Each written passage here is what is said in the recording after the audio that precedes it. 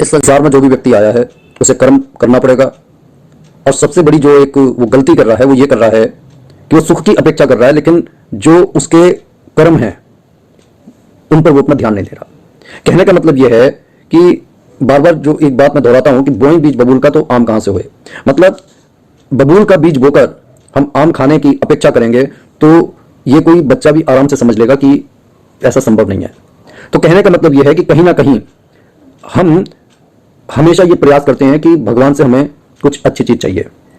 और निश्चित मानिए ईश्वर अपनी आंखों पर पट्टी बांध कर नहीं बैठा है, वो हर किसी के मन के भावों से परिचित है।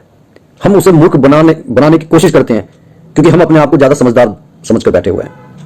पूरी रामायण में अगर आप देखें तो सबसे ज्यादा जो महापंडित रावण है, जिसके पास 10-10 दिमाग हैं, और जो महापराक्रमी है, महाबलशाली है, वो अंत तक यही सोचता रहा कि मैं किसी भी तरीके से नारायण भगवान को हरा दूंगा और जो सीता को पटरानी बना लूंगा। कहने का यह मतलब है कि जब अहंकार सर चढ़कर बोलता है तो आदमी को कुछ समझ में नहीं आता। अब जिस तरीके से वह महाबलशाली था, सूरवीर था और उसके पास अत्यंत दिमाग था, 4 वेदों का ज्ञाता और भगवान शिव का परम भक्त, आखिरकार उसे भी अपने दुष्टता का, अपनी धृष्टता का परिणाम अपना जीवन खोकर देना पड़ा। यहां इस संसार में हम सभी किसी ना किसी चीज से आशा बांधे बैठे हैं। हमारे को कई बार सत्संग में यह बात बताई जाती है कि अगर आप किसी के साथ अच्छा करेंगे तो आपके साथ अच्छा ही होगा, और बार बार यह समझाया जाता है कि ईश्वर जो करता है वो अच्छा ही करता है। इन बातों के जो पीछे का दर्शन है वो यही बता रहा है कि कुछ ना कुछ हमारे प्रारब्ध का हमारे सामने घटित हो रहा है। हम किसी ना किसी कारण इस संसार में, इस मृत्यु लोक में अपने कर्मों का भोग भोगने के लिए आए हैं, और ये संसार अनंत काल से ऐसे ही चलता आ रहा है और ऐसे ही चलता रहेगा।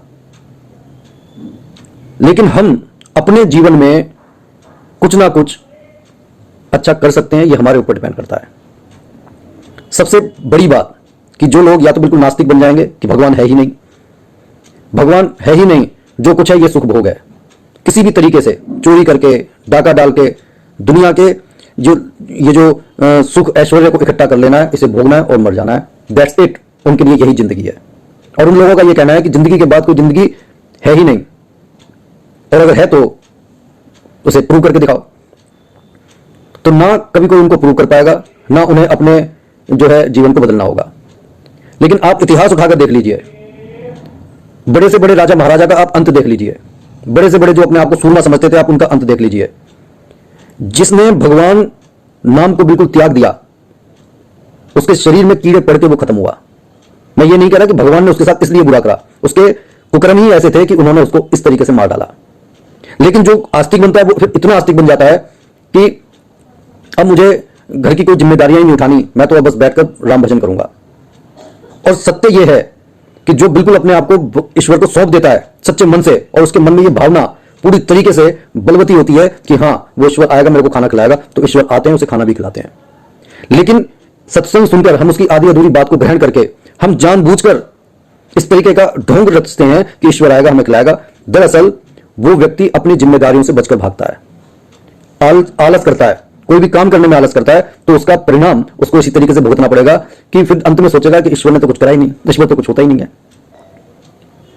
अगर आप किसी भी संत रविदास की कथा को पढ़ लें, कबीर जी की कथा को पढ़ लें, या गुरु नानक जी की कथा को पढ़ लें, तो क्या इन्हें ईश्वर पर भरोसा नहीं था?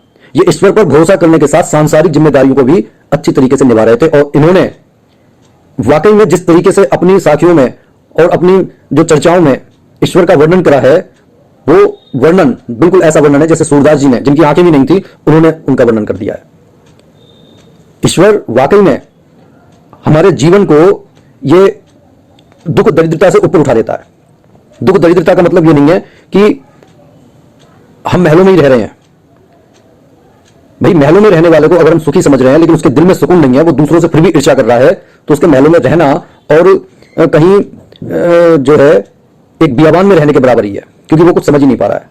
लेकिन जो जिसके दिल में सुकून है और जो ईश्वर पर भरोसा करता है और सूखी रोटी खाकर भी प्रभु का बड़ा धन्यवाद करता है, उस जैसा व्यक्ति कभी दुखी नहीं रह सकता। प्रभु श्री राम की रामायण में हम क्या देख रहे हैं कि सभी वर्ग के लोग अपने अपने कार्य करने पर लगे हुए हैं।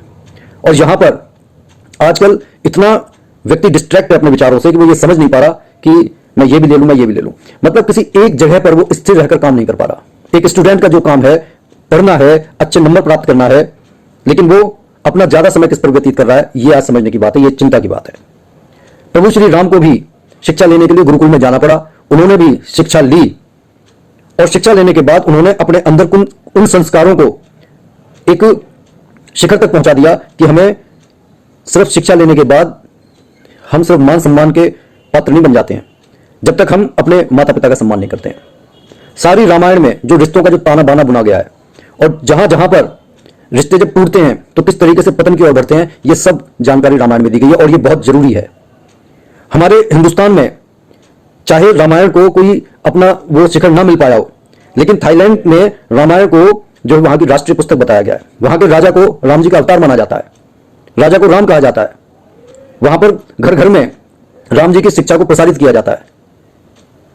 अरे हम कुछ और नहीं कर सकते, कम से कम सुबह उठकर रामायण के 2-4 पन्नों को पढ़ सकते हैं। इससे हमारे मन का ये अहंकार खत्म हो जाएगा कि हम इस संसार में परमानेंट रहने के लिए आए। परमानेंट कोई रहने के लिए नहीं आया, सभी को जाना पड़ेगा।